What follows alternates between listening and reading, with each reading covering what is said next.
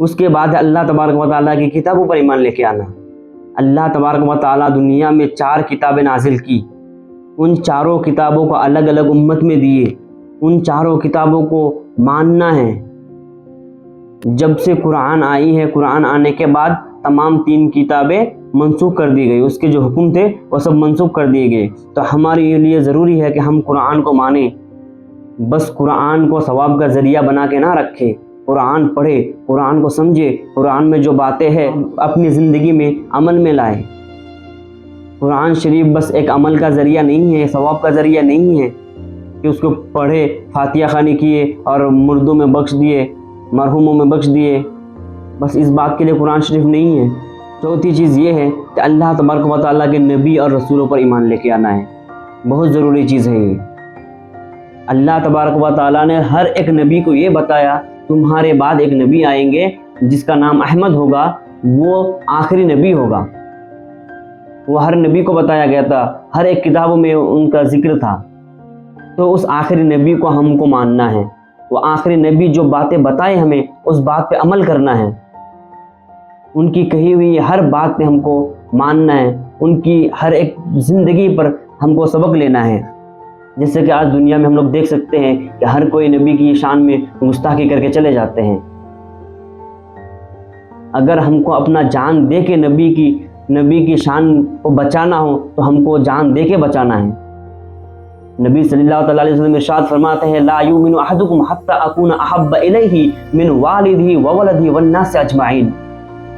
اس کا معنی اور مفہوم یہ ہے کہ نبی کریم صلی اللہ تعالیٰ علیہ وسلم ارشاد فرماتا ہے کہ تم میں کوئی شخص اس وقت تک ایمان اپنا مکمل نہیں کر سکتا جب تک وہ اپنے باپ، بیٹی اور تمام لوگوں سے زیادہ مجھ سے محبت نہ کرے، یعنی نبی صلی اللہ علیہ وسلم فرماتے ہیں کہ مجھ سے محبت نہ کرے تب تک اس کا ایمان مکمل نہیں ہو سکتا۔ ایک مرتبہ حضرت محمد صلی اللہ علیہ وسلم عمر فاروق سے پوچھے، یہ عمر تم مجھ سے کتنی محبت کرتے ہو؟ عمر فاروق بولے، یا رسول اللہ میں اپنی جان کے بعد اگر کسی سے محبت کرتا ہوں تو وہ آپ ہیں۔ تو حضور نے فرمایا تمہارا ایمان مکمل نہیں ہے۔ پھر کچھ دنوں کے بعد عمر فاروق آئے اور حضور سے کہنے لگے، یا رسول اللہ ابھی میں اپنی جان، مال، دولت سے زیادہ، پوری دنیا سے زیادہ آپ سے محبت کرتا ہوں۔ تو حضور نے فرمایا ابھی تمہارا ایمان مکمل ہو گیا۔ تو ہم کو حضور صلی اللہ تعالیٰ علیہ وسلم کو ماننا ہے، اور ان کے علاوہ جتنے بھی انبیاء کرام ہیں ان سب کو ماننا ہے، ان سب کی عزت کرنا ہے۔ تو یہ چیزیں ہے اللہ کے رسولوں پر اور نبیوں پر ایمان لے کے آنا۔ پھر ہے قیامت کے دن پر ایمان لے کے آنا۔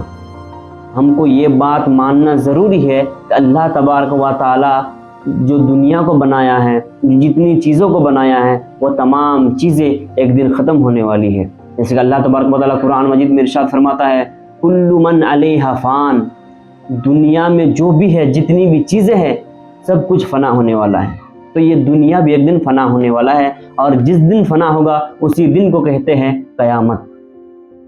تو قیامت کے دن پر ایمان لے کے آنا ہے۔ کسی کو یہ پتہ نہیں ہے کہ قیامت کب آنے والی ہے، تو ہم کو یہ مان کے چلنا ہے کہ کل پرسوں قیامت کا دن ہے، اور ہم کو قیامت کے لیے تیاری کر کے رکھنا ہے۔ اور پھر قیامت کے بعد ہے تقدیر پر ایمان لے کے آنا۔ تقدیر کیا ہے؟ اللہ تبارک و تعالیٰ نے ہماری قسمت میں جو کچھ بھی لکھ کے رکھا ہے وہ ہے تقدیر۔ اس میں خیر ہوگا، اس میں شر ہوگا، اس میں بھلائی ہوگا، اس میں اچھائی ہوگا، جو کچھ بھی ہے سب اللہ کی طرف سے ہے۔ ہم کو اس بات پر ایمان لے کے آنا ہے، اس بات پر پکا اعتماد رکھنا ہے، یقین رکھنا ہے۔ ہم کبھی زندگی میں ہمارے ساتھ برائی ہو گیا تو ہم کبھی کسی کو کوسنا نہیں ہے کہ تمہاری وجہ سے ہوا، تمہاری وجہ سے ہوا۔ بہت سارے لوگ ایسا کرتے ہیں، اللہ تبارک و تعالیٰ کو گالیاں دیتے ہیں، استغفر اللہ، نعوذ باللہ۔ تو ان چیزوں سے ہم کو پرہیز کرنا ہے۔ تو قسمت میں جو کچھ بھی لکھا ہوا ہے وہ سب اللہ کی طرف سے ہے۔ ہر بات پہ شکر ادا کرنا ہے۔ ہمارے لیے کوئی اچھی چیزیں ہیں تو ہم کو اللہ تعالیٰ کے حمد کرنا ہے، الحمدللہ ہم کو یہ چیزیں مل گئی۔ اگر کچھ برائی ہو تو اس میں صبر کرنا ہے۔